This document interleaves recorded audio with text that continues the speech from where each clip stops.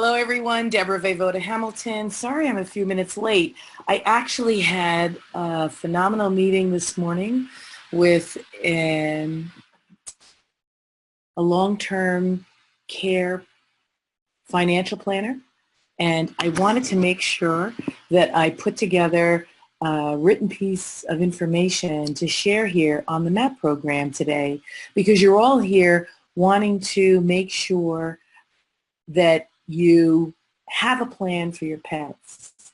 I'm Debra Voda Hamilton of Hamilton Law Mediation. So much has happened in the last few weeks since the last MAAP program, and so I want to raise this up a little bit so that I can look right at you guys as opposed to down at you guys.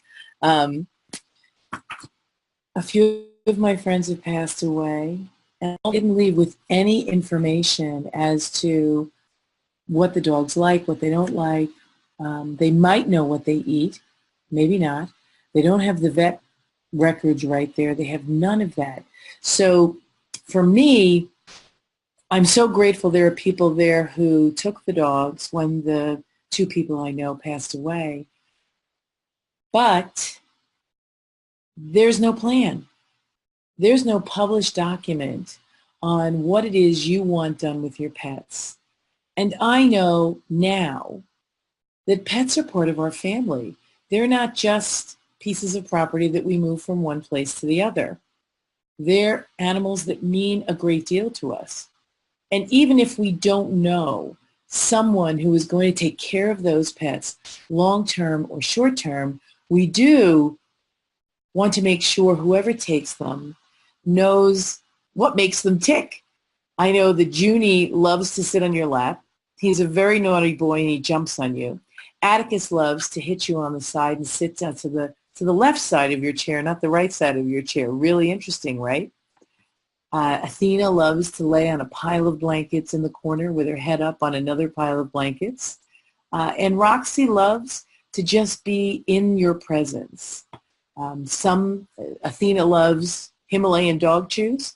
Atticus loves to walk around with big knuckles in his mouth. Junie loves treats. Well, they all love treats. But who would know that but you? So you're here today because you've decided you want to know a little bit more about this MAAP plan that navigates the journey your pet takes when you can't care for it. It's really key.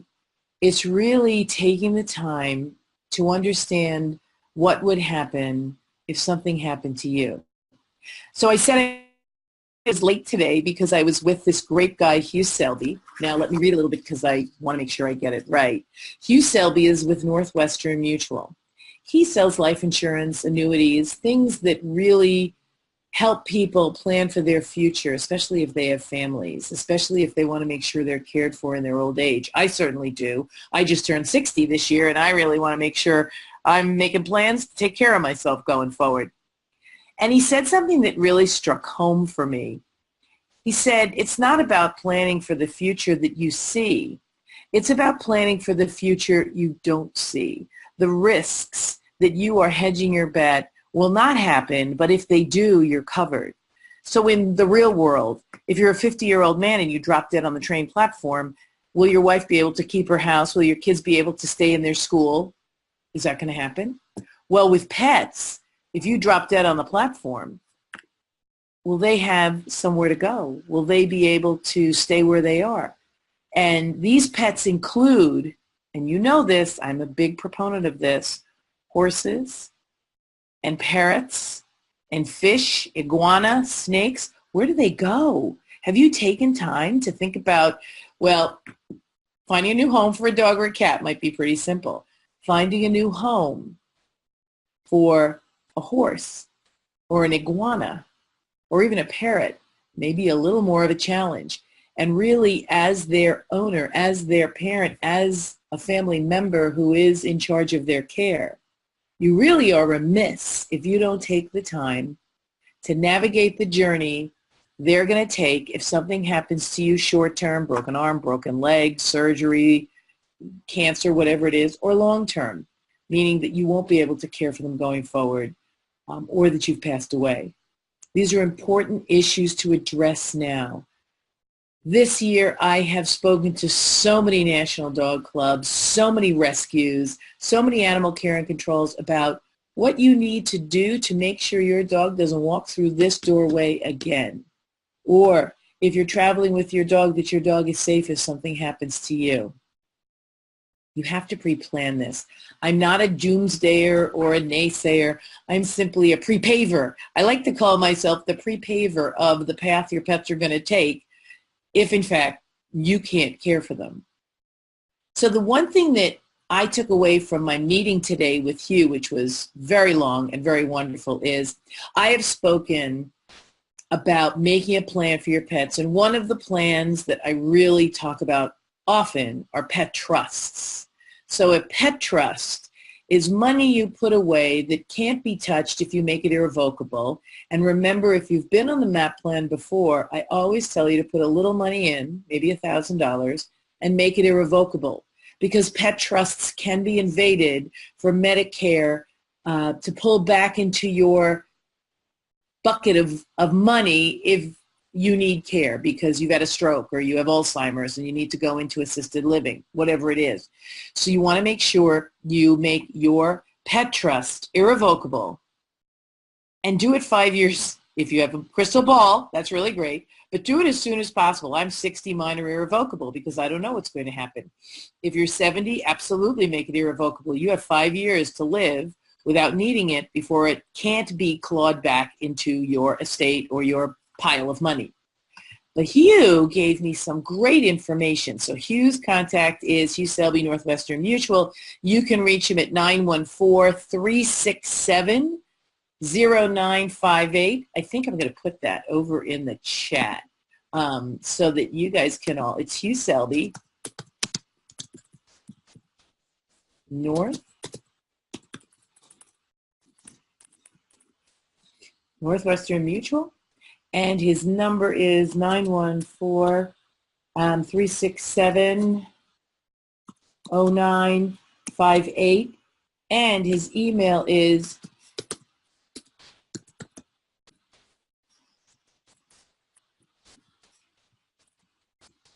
hugh.selby@N for Northwest, M for mutual.com. So he gave me this great tip. He said, you can fund your pet trust by buying a life insurance policy that you can earmark to go into your pet trust. So if, in fact, you put $1,000 in your pet trust, make it irrevocable. You take out a $25,000, which I believe is the minimum life insurance policy you can take out on yourself, and earmark it for the care of your pets going forward. So you have $25,000 that would then go into the pet trust and be monitored and given out in a way that you've set forth in the pet trust. So this life insurance is something you can even access when you're not dead yet, which of course, me, this program used to be called I'm Not Dead Yet. So if you have a life insurance policy, if you buy a small life insurance policy, a $25,000 life insurance policy for the benefit of your pets, it has three things that are really important. One is it can't be clawed back into your estate if, in fact, you need it.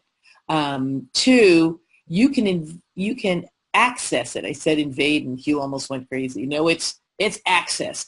You can access the funds you've put in to use right now, so you can take that out. It's sort of like forced savings. So you can take that money out. And if, God forbid, you die, that money will then go into your pet trust, or you can just leave it as is. I always like it in a pet trust because there's somebody there watching the cookie jar. However, you might not want to do that. You might want to give the pet trust proceeds to someone to administer for the care of your pets. But I thought this was brilliant. Again, Hugh is a professional. He does this for a living. You can reach him at hugh.selby, S-E-L-B-Y, @mn.com for more information. He can either help you nationwide, or he can help you find someone nearby who you might want to help. Or you can have whoever you work with call me, and I'll talk to them as well about how to do this. But you want to make sure you talk to a financial professional, but recognize there are ways that you can put money aside for your pet to take care of your pet in the event something happens to you. So this past month has been ridiculous, right? With the dangers that have come about to people's beloved animals that they did not plan for. Now I can understand. Fires are scary. Fires start, and these fires in California raged. I could not believe when they said there were 80 football fields in 10 minutes. I can't even fathom how much land was lost. 80 football fields, that's 800,000, right? 800,000 yards of destroyed landscape in 10 minutes. So the areas that were affected had a number of horse farms. And these people did their best to find a way to get their horses off the hill. I think I've spoken about it before, and I want to come out and speak about it again anywhere you guys can have me come. You have to pre-plan these escapes. You have to proactively leave, even when the fire is 25 miles away. Because if it's 80 football fields in 10 minutes, 25 miles is a pretty short distance, especially if the wind is blowing your way. So you really need to set up a consortium of people in your area who have horses, who can work together to get the horses off the mountain. I have a 6-horse trailer. I only have 2 horses. I can take 4 more horses, but nobody knows I'm here, right? That's the kind of information that I facilitate pulling together. The MAAP plan is something that I truly believe in. It works for any animal and any person. You just simply have to call me out to do a workshop, and I will sit down with the 5 of you, the 10 of you, the 100 of you, and help you figure out how to, piece by piece by piece, put your MAAP plan together for your small animal, cat or dog, lizard, bird, or large animal, horse, iguana, or snakes, big snakes. You really need to make this plan. So let's go over the terms again, because I know most of you might wonder what MAAP stands for. So MAAP stands for making a plan. You have to make a plan. You have to sit down and physically make a plan of what would happen: flood, fire, famine, hurricane, earthquake, you name it. There are natural disasters everywhere. And with global warming, if you believe it, which I do, it's going to happen more often. So you really need to make a plan of what's going to happen short-term, long-term. And then you have to address the needs of each of your pets that you own. The cat is different from the dog is different from the horse is different from the snake is different from the bird. Every single one of them need to have their individual, if you want to just do a shoestring, this is what they eat, this is where they like to stay, do the best you can, that's great. Or if you want to be really technical, this is the medication they take, this is when they take their heartworm, this is when they had their last rabies shot, this is what they eat because they're allergic to that. That's important. You have to do this before they eat or they colic. There are things that that nobody's going to be able to know if you're not there to help them understand the care of your pet. And with my friends who both just passed away, one in a fire and one from pneumonia, they left nothing behind to individually identify the needs of each of their pets. They were absolutely blessed that there were dog people who came in, stepped in, and took their dogs and helped find homes. And I'm sure they have wonderful homes. But this person who just adopted these dogs have no roadmap. They have no roadmap. They don't know, I can't eat turkey. They have to, figure that out by the throw up or the diarrhea. That's how they figure that out. Where it's so simple for you to sit down and just do this, address the needs of each pet, address their idiosyncrasies. The other A stands for appointing caregivers. Now, both of these people who passed away, The one in the fire hadn't appointed anyone. Someone who knew her came to the aid of her countrymen, which is how most of us with dogs believe it's going to happen. Somebody's going to come out of the woodwork and take care of my dogs. Yeah, okay, somebody does, but is that the person you want to take care of your dogs? Is that the place you want your dogs to end up? Is that the place you want your horses to end up? I mean, go for it. That's great. That's fine. If it isn't, then you're going to have to sit down and make a plan, and appoint caregivers and make sure that those caregivers know what it is you want them to do. And as I've said before so many times, redundancy is key. Debra, you're going to take my horses if something happens. Well, I might not be anywhere near you, and it might take me a day or two to get to you. I'm not the best person to take your pets short term. You need to find somebody close by, a neighbor, somebody who rides with you down the street, someone who loves birds. I just spoke at a keynote for the International Boarding and Pet Sitting Association, and those people are on the front line of where people drop off their pets if they're evacuating due to weather. What happens when they have to evacuate? And what plans do they have in place to move the dogs to point B if they have to leave? That's something that needs to be addressed by you, the pet owner, when you drop it off at the caregiver, or by the caregiver making sure that you let them know what next steps you have in place that they can then facilitate if something happens to you. And then finally, as you all know, my biggest one, publish. Publish, publish, publish, publish. Debra, what does that mean? That means you have to let people know that you've made this plan, that you have a plan in place, that you have all the information on each pet. Here's where it is, and I'm going to give you a copy because you are one of my appointed caregivers. So you not only know that you're an appointed caregiver, you know that I've also appointed Sue and Joe as appointed caregivers in the event you can't take the pets or something happens and you can't get there. And I have local people who are short-term caregivers until you get there. This seems like it's overwhelming. Oh my God, Debra, 4 pieces that are like, ah! No, not overwhelming. Really simple. 4 steps. I help you get through it. If you'd like to join me, I would love for you to join me because I'm starting again the boot camp. If you'd like to sign up, it is imperative that you answer the email you're going to get back after this webinar.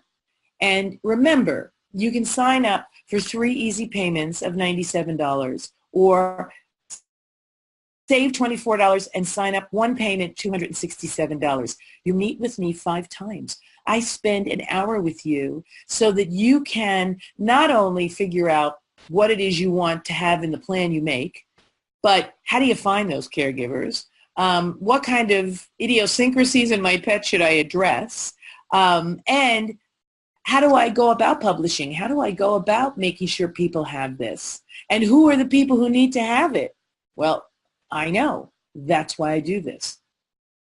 So as we wrap up this half-hour, 30-minute webinar, because I love to have people write in and ask me questions before I do the webinar so that I can answer them. So when they listen to them, unfortunately they can't be here, but so that I can answer them, it is important to leave a few minutes for questions and to also reiterate that you might want to join us in the boot camp. You might want to take that time, especially with the new year coming, especially with, you know, the fact that things are changing and weather is changing and everything is changing. Do you really want to make sure that your pets are cared for, or do you want to leave it to chance with the people who are going to come to the aid of their countrymen? As I said, 2 of my friends left to the aid of their countrymen. I'm sure the people who went and picked up their dogs would take umbrage at my saying this wasn't enough because, you know, they're going to take really good care of these dogs and they're going to find a really good home for these dogs and everything's going to be great for these dogs. Absolutely. That is by far the benefit of having friends. I'm a dog show person, so I have a lot of dog show friends, and they'll come and they'll take your dogs and they'll help place them, and that'll be great. But I'm also a control freak, and maybe you are too. And if you are a control freak, even if you're just a control mini freak, and you just want to know that your dogs are sleeping in a house, or that your dogs are in a house without cats, or that your cats are in a house without dogs, or that your birds are in a house without cats and dogs. You know, whatever it is that you need to make your pet's life easier. If you don't write it down, if you don't make a plan, if you don't address it, and you don't appoint people to carry it out for you, not going to happen.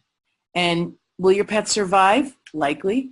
Will it take them a long time to adjust? Yes. Here they've lost their number one human. They've lost their number one human. And now they're with a new human who doesn't have any idea how they tick. How does that work? It doesn't work for me. I know my dogs, all their ticking parts are written down so people know how they tick. People hopefully will read it and hopefully will enjoy my dogs more because they understand how my dogs tick. So join us for the boot camp. It's $267 if you do one payment. It's 3 payments of $97. It's going to start after the holidays, so don't worry. We're not going to start it in December. You want to shoot yourself trying to do one more thing while you're trying to get ready for the holidays. It's starting in January. But sign up now so that you know in January that you're going to do this. I know I just said have it done before the end of the year, but I'm a realist, and so are all of you. It's hard to do all of this and get ready for the holidays. So let's say we'll do it after the holidays. We'll start the boot camp after the holidays, but sign up. They are depending on you to take care of them long-term, short-term. So before I end, I want to answer the 3 questions I got in. I got in a question from Elizabeth that said, how do I know that the people who I've appointed will take care of my pet? Schedule a review every year. So make sure January 1st, July 4th, Memorial Day, Labor Day, Thanksgiving, Christmas, I don't know, whatever day you want to appoint, call them, email them, check with them and say, hey, Deborah, just checking in. I'm updating Susie Q's address the needs of my pet part of my MAAP plan. Want to make sure that you're still on board. And I say, absolutely, or I say, oh my God, I totally forgot. I said I would take care of your pet. And shit, I moved to a no pet building, so no, I can't. I'm so sorry. Heads up. Great job. Now you can look for a replacement. That's how you do that, Elizabeth. The next question is from Joseph. And he said he is married and wants to figure out how to make a plan that helps his wife take care of all their animals. Oh my God, they have horses and dogs and pigs and sheep and goat if something happens to him. Well, as I said, only one family member, and if something happens to you and your wife is taking care of all of those pets, you might want to assure that it's not just her. So when you appoint your caregivers, appoint them with the understanding that they're coming once or twice a week, every week if something happens to you. Not that they're going to step in if something happens to your wife, but rather that they're willing to come once or twice a week, each of them, so that your wife might have 2 days and everyone else have 2 days so that there's a break. So Joseph, that's a great question because people do think, well, I'm going to appoint these people and this guy's going to take all the animals first. And sometimes if something happens to them, you need to make sure the other parties are really right on and making sure that things are working like clockwork and they're not getting overwhelmed. Because again, if your wife is, say, taking care of you because you got hurt, she definitely is going to need help taking care of all those wonderful animals. I'm so jealous you live on a farm. I wish I was there. Now, the final question is, Deborah, how many times do you meet in the MAAP boot camp? Oh, okay. So we meet 4 times for each letter, MAAP, and then we meet a 5th time for wrap-up so that I can make sure that you all are doing what you need to do. And every year I do what I've just suggested you do.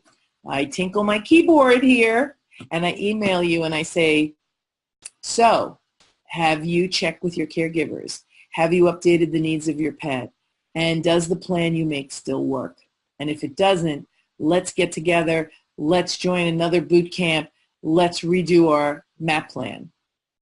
So we're now coming up on a little less than 30 minutes, but I wanted to wrap up by saying I wish everyone happiness with their pets.